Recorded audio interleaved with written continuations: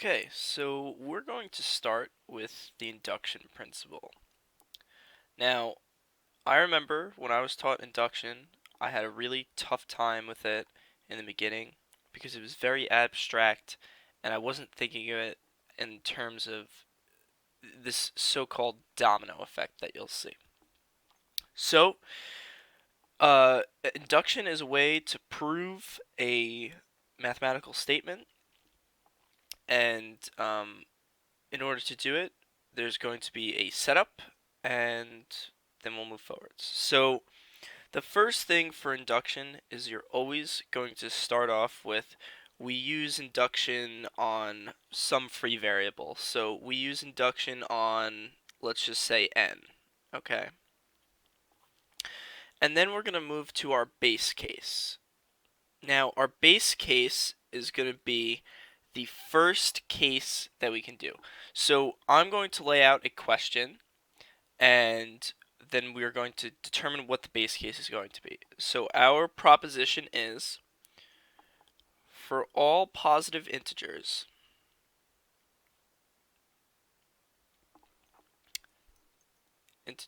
n,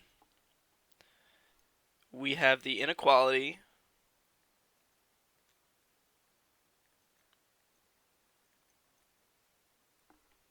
n is less than or equal to 2 to the n. Okay. So the first thing we're going to do is, for the base case, we need to determine our constraint. So out of this whole proposition here, our constraint for our n is for all positive integers n. So then our question becomes, what is the least positive integer n? Well, that would be n equals 1, right? So our base case is we're going to plug in n equals 1. So if n equals 1, we have 1, and then 2 to the n, it becomes 2 to the first, which implies 2. So n is less than or equal to 2 to the n. And then we could rewrite that as 1 is less than or equal to 2. Check. Okay, so now we've proven the base case, and we know that the base case is true. Now here's where the domino effect comes in. If we've proved, so I'm going to denote proved as P. If we've proved 1, and we can prove the K case. And what that means is we're going to prove it for any number. Then that means well, so we aren't going to prove that yet. We're going to say we take the kth case, and we need to somehow prove that that implies the proof of the k plus 1 case. Okay, so this is a little confusing. So let's take it in numbers. We have to prove that if we have 1 implies 1 plus 1, which then equals 2. So there's no easy way to do this with numbers, but let's do it with our process. So we're going to move on to our inductive step. Now, our inductive step is where we state that such a thing as this statement is true. Okay? So we're going to say that we're going to take our original statement, and we're just going to say, okay, we're going to switch our variables. So we're going to say if k is less than or equal to 2 to the k. Now the reason I'm using k here is just to make sure that I'm outlining the difference between my proposition and my inductive step so that I don't get confused. So if k is less than or equal to 2 to the k, so we're going to say is our inductive hypothesis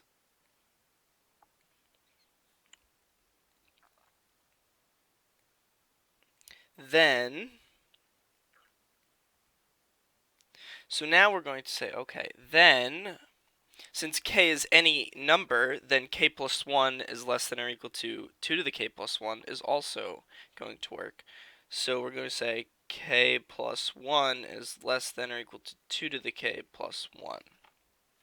Okay, so now if we can prove that 2 to the k plus 1 is in fact greater than k plus 1, we're done. So we simply say, okay, well, what is 2 to the k plus 1? 2 to the k plus 1 equals 2 times 2 to the k. Okay, and we know that 2 to the k is greater than 2k. Now, where did I get this 2k from? Well, since we know k has to be at least 1, k must at least be 1. It's greater than or equal to 1. So the least case is k equals 1. So if we assume that k equals k, then k plus k equals 2k, and that's where this comes from. Okay, so it's greater than or equal to 2k, which then equals k plus k, which is greater than or equal to k plus 1. And as you can see, we have through this string said that 2 to the k plus 1 is greater than k plus 1.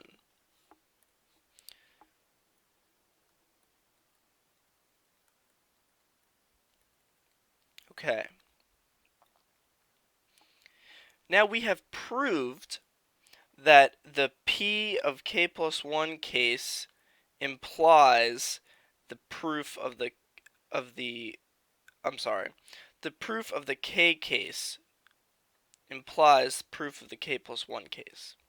So what that means is our k case here, we have assumed our k case implies the k plus first case. So we assumed in our adjunctive hypothesis that it's true, and we've determined that whether or not this statement is true or not, so when I say this statement, whether or not this blue statement is true or not, it doesn't matter. This blue statement implies the k plus 1. So, now let's think about this. We've proven our first case. Okay. So, we've proven p of 1. And we know that p of 1, if it were p of k, implies the p of k plus 1. And we already know that p of 1 is true. See, we didn't know if p of k was true or not, but we know p of 1 is true.